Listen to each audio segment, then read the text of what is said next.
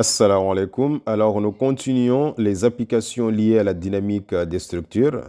Partie 2. Vibration forcée des systèmes à 1 degré de liberté. Alors, pour l'application numéro 6, on considère le portique de la figure ci-contre avec les données ainsi mentionnées. Alors, nous avons la hauteur du poteau qui est égale à 5 mètres. La masse de la structure est égale à 66 tonnes. L'effort d'excitation appliqué, PDT, est de forme harmonique. Nous avons PDT est égal à 900 sinus 5,6 T, exprimé en newton. Nous avons le facteur d'amortissement qui est égal à 5%. Le produit EI pour chaque poteau étant égal à 5,76 fois 10 puissance 12 newtons par millimètre par mètre carré. Cela signifie que les deux poteaux sont identiques. Donc, trouver la raideur équivalente du système revient tout simplement à calculer la raideur d'un poteau puis multiplier par 2. Alors, la question demandée dans un premier temps est de calculer l'amplitude de la réponse permanente. Deuxième question, déduire la réponse permanente. La troisième question nous demande de tracer les diagrammes des valeurs maximales du moment fléchissant et effort tranchant des poteaux. La première question nous demande de calculer l'amplitude en régime permanent. Alors, en regardant la structure, on voit très bien que la structure est soumise à une force d'excitation PDT, harmonique, bien sûr. Donc, PDT est égal à 900 sinus 5,6 T avec avec un facteur d'amortissement qui est là, qui est lambda qui est égal à 5%. Alors ici, nous avons un régime vibratoire forcé amorti. Amorti parce que nous avons le facteur d'amortissement qui est là. Si le facteur d'amortissement était négligeable, alors on aurait dû avoir un système vibratoire forcé non amorti. Alors, pour un régime forcé amorti, le déplacement en fait en régime permanent ou bien l'amplitude en régime permanent est donné par l'expression suivante. Ceci est égal à D multiplié par U statique, avec D étant le facteur d'amplification dynamique donné par cette expression. Donc, D est égal à 1 sur racine carrée de 1 moins R au carré, le tout au carré, plus 2 multiplié par lambda, qui est le facteur d'amortissement, multiplié par R, R étant le rapport des pulsations. Donc, le tout au carré. Alors, U statique qui est là étant le déplacement statique. Souvent, on note U0, souvent on met U statique. Alors, U statique est égal à P0. Alors, vous avez une charge dynamique, vous avez une charge donc harmonique. Alors, pour cette charge harmonique que nous avons ici, la valeur de P0, c'est ça. Donc, PDT peut s'écrire est égal à P0 sinus de oméga t. Donc, P0 est égal à 900 newtons. Donc, K qui est ici, c'est la raideur équivalente de la structure. Donc, U statique est égal à P0 sur K. P0 étant la force statique due par rapport à l'effort d'excitation. Alors, tout d'abord, commençons par évaluer la raideur équivalente de la structure. Donc, on peut écrire ceci. Alors, nous avons ici une liaison bien castrée, une liaison bien castrée. Alors, la raideur équivalente, on a dit qu'elle est à 12 EI divisé par la hauteur de la poutre à la puissance 3. Donc, ici, comme les deux poutres sont identiques, alors K est égal à 2 fois la raideur équivalente d'une poutre. On est d'accord? Donc, les deux sont en parallèle. Alors, la raideur équivalente est égale à K1 plus K2. Donc, comme les deux poutres, ils ont même moment quadratique, alors la raideur équivalente est égale à 2 fois K. D'accord? Avec K représente la raideur équivalente d'un poteau. Alors, pour le moment, donc, K est égal à 2 fois la raideur équivalente de ce poteau qui est là. On peut dire que c'est 12 fois EI sur H au cube, avec H est égal à 5 mètres. Alors, après calcul, en remplaçant l'expression de EI, donc c'est déjà donné ici, et en convertissant la hauteur H en millimètres, on aura donc 5000 millimètres. à la puissance 3. Et après calcul, on trouve une valeur de 1105,92 newtons par millimètre. Alors, pour convertir en mètre, pour aller en mètre, en newton par mètre, on multiplie par 10 puissance 3. Et de là, on pourra aboutir à la valeur suivante, 11,059 fois 10 puissance 5 newtons par mètre. Connaissant la raideur équivalente de la structure, on peut maintenant calculer la pulsation propre de la structure, puisqu'on connaît la masse de la structure. Donc, on peut dire que oméga 0 est égal à racine carrée de K sur M. Donc, K, nous avons sa valeur.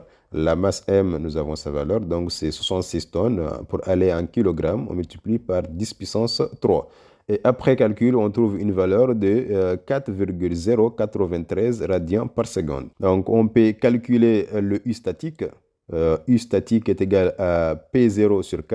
Vous avez la valeur de K qui est ici. Et après calcul, on trouve une valeur de 0,814 fois 10 puissance moins 3 mètres. D'accord? C'est le déplacement statique. Alors, connaissant U statique, d'accord? Il nous reste maintenant à déterminer le facteur d'amplification dynamique. Et pour calculer ce facteur d'amplification dynamique, il nous faut tout d'abord évaluer R. R étant le rapport des pulsations. Donc, R est égal à oméga sur oméga 0.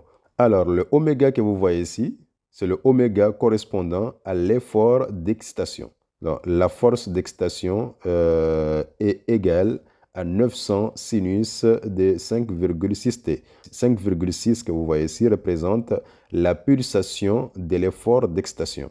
Donc, oméga que vous voyez ici égale à 5,6. Connaissant le rapport de pulsation qui est égal à 1,37, avec le facteur d'amortissement qui est égal à 5%, on peut maintenant calculer le facteur d'amplification dynamique.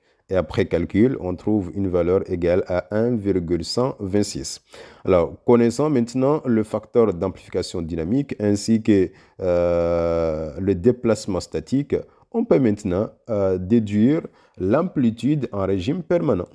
Et de l'après-calcul, on trouve une valeur de 0,916 mm. Pourquoi? Parce que si vous remplacez le U statique par la valeur obtenue en millimètres ici, la réponse automatiquement sera en millimètres. On y est. Donc, après calcul, on trouve cette valeur-là. Maintenant, la question numéro 2 nous demande de déduire la réponse permanente. Alors, en régime permanent, on sait que le déplacement est donné par la formule suivante. U dt est égal à rho sinus de oméga t moins θ. Oméga que vous voyez ici, c'est la pulsation, n'est-ce pas? C'est la pulsation due par rapport à l'effort d'excitation. Pour nous, c'est égal à 5,6 radians par seconde. Alors maintenant, dans cette équation, ρ étant ici l'amplitude en régime permanent, nous l'avons déterminé précédemment. Maintenant, il nous reste maintenant à déterminer le déphasage, θ. Alors, θ est égal à tangente moins 1 facteur de 2 multiplié par le facteur d'amortissement, multiplié par le rapport des pulsations sur 1 moins le rapport des pulsations au carré. En remplaçant R par sa valeur, lambda par sa valeur, on trouve une valeur de moins 0,155 radians. Il ne faut pas oublier qu'il faut régler votre machine en mode radian pour que la réponse soit en radian. Donc, connaissant la valeur de θ, maintenant on peut remplacer les expressions maintenant. Le ρ, nous avons trouvé une valeur de 0,916 mm. Et de là, donc, on remplace oméga par sa valeur. Le oméga qui est ici, je rappelle encore une fois que c'est la valeur de la pulsation de l'effort d'excitation extérieure. Donc, pour nous, c'est égal à 5,6. θ, nous avons moins 0,155, donc moins ça donne plus, on aura donc plus 0,155. Alors on indique ici l'unité de UDT, puisque la valeur de 0,916 n'est pas en millimètres, mais plutôt en millimètres, raison pour laquelle j'ai indiqué l'unité correspondant à UDT. Autre question. On nous demande de tracer les diagrammes des valeurs maximales du moment fléchissant et de l'effort tranchant des poteaux. Alors pour ce faire, on doit tout d'abord calculer l'effort tranchant. pour un poteau, bien sûr. T est égal à Kp, c'est-à-dire la raideur équivalente d'un poteau multiplié par le déplacement en régime permanent, qui est le déplacement maximal. Alors, ceci, nous avons évalué la raideur équivalente de la structure, parce que n'oubliez pas que la structure est composée de deux poteaux identiques. Donc, si vous avez la structure équivalente donc, de ces deux poteaux, pour avoir la raideur équivalente d'un poteau, on prend la raideur équivalente de la structure divisée par 2. Donc ici, vous avez Kp, c'est-à-dire la raideur équivalente d'un poteau, multiplié par la valeur de ρ. Ρ étant le déplacement maximal en régime permanent. Alors, ceci est égal à 1,5, parce que là, le Kp est égal à 1,5K. Donc, nous avons la raideur équivalente K.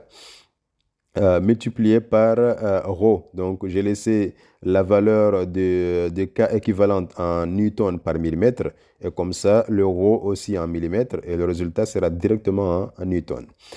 Pour ce qui est du moment fléchissant, on sait que le moment fléchissant Mfz est égal à T, qui est donc l'effort tranchant, multiplié par la longueur du poteau divisé par 2.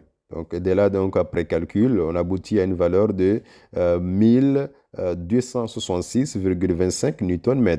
Alors, connaissant l'effort maximal tranchant et le moment fléchissant maxi, donc on peut aboutir à ces deux graphes qui sont là.